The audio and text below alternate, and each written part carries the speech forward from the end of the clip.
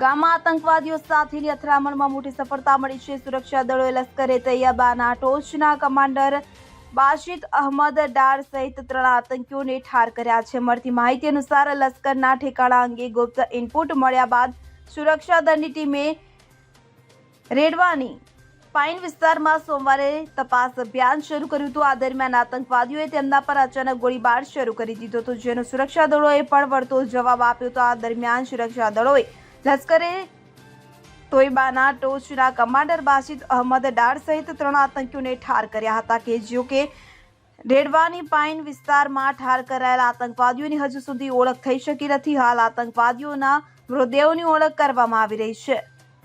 Bureau report CN24 news.